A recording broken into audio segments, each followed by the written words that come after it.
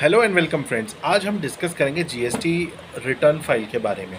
तो जो GST return file होता है उसमें तीन फॉर्म इन्वॉल्व, थ्री फॉर्म्स, ठीक है। अब आपको ये ध्यान देना है कि ये जो मैं बता रहा हूँ तीन फॉर्म के बारे में, ये उन लोगों के लिए जो कॉम्पोजिशन स्कीम में नहीं आते। कॉम्पोजिशन स्कीम क्या होता है ये हम बाद में डिस्कस करेंगे। तो नॉर्मल डीलर जो है उसको तीन फॉर्म के बारे में आना है। एक है GSTR 1, GSTR 2, GSTR 3। तो GSTR 1 में क्या होता है पता है? GSTR 1 में आपने जिस किसी को भी सामान बेचा है, जैसे आपने एक महीने में 10 इनवॉइस फाड़े। अब हो सकता है आप दो टाइप के लोगों को बेचे हो, ओके। एक ऐसा है जिसके पास जीएसटी नंबर है, और एक ऐसे लोग हैं जिनके पास जीएसटी नंबर नहीं है। तो जिसके पास जीएसटी नंबर नहीं है उसको बोला जाता है कैश सेल्स। जबकि वो ज़रूरी नहीं कि आपने कैश में लिया है, हो सकता है आपने चेक से लिया उससे पैसा, लेकिन उसके पास जीएसटी नंबर नहीं है।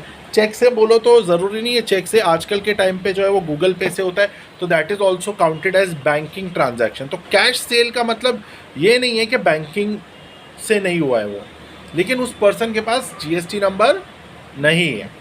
तो GSTR 1 में आपको क्या करना है, जिस लोगों के पास जीएसटी नंबर है, जिसको आपने अपना सामान बेचा है, उनके इनवॉइस नंबर, मतलब आपने उसको जो बिल दिया वो बिल नंबर, कौन सी तारीख को बेचा, उसका जीएसटी नंबर, ठीक है, और कितने का बेचा सामान, और उस पर कितना जीएसटी लिया उससे, ये जानकारी आपको GSTR 1 में फाइल करना है।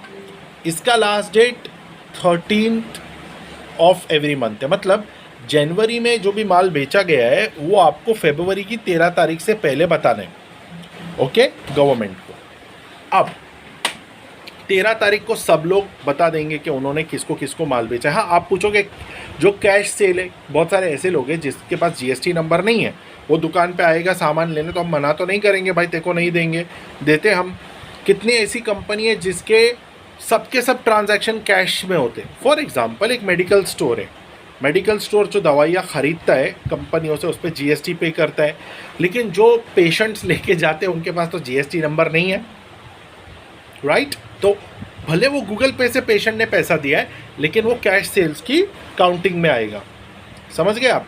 और कुछ ऐसे लोग होते हैं जिनके सारे प्रोडक्ट कंपनीज ही लेती है। फॉर एग्जाम्पल एक दवाई की कंपनी तो मेडिकल शॉप्स को दवाई दे रही है, हॉस्पिटल्स को दे रही है, तो वो सब एक एक ट्रांजैक्शन लाखों रुपए का होता होगा, और हर कोई जीएसटी नंबर।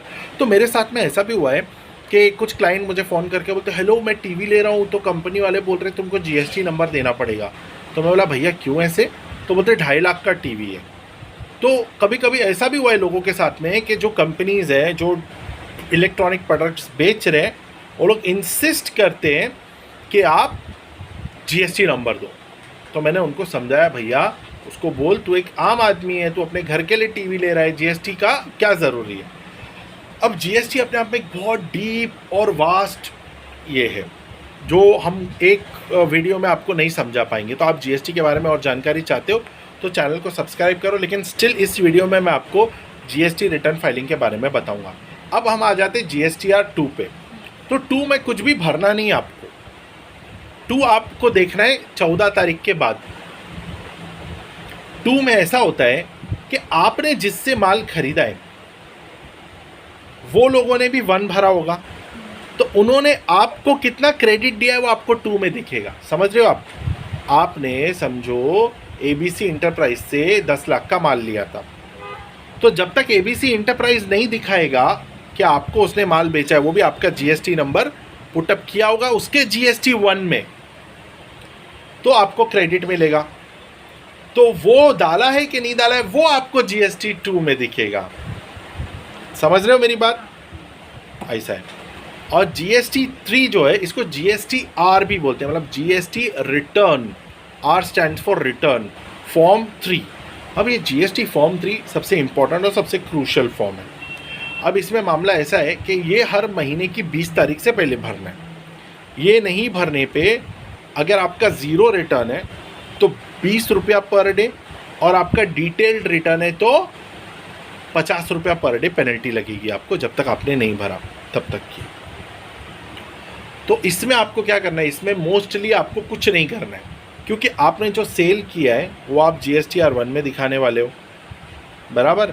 और जिस लोगों से आपने ख़रीदा है वो 2 में जो दिखाया है, तो 1 और 2 का डेटा लेके ऑटोमेटिक आएगा GSTR 3 में।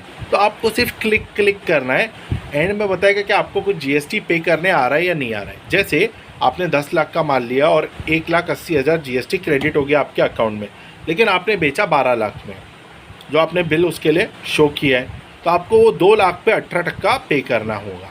तो आपको एंड में जाके फिर पे कर देना है। तो आपका जो पुराना जो आपका क्रेडिट आया हुआ है वो एडजस्ट हो जाएगा और एक चालान बन जाएगा। अभी आप ऑनलाइन पे कर दो या चालान का प्रिंट निकाल के बैंक में पे कर दो, इस तरीके से GST रिटर्न फाइल होता है। आई होप आप लोगों को ये अच्छे से समझ में आया हो।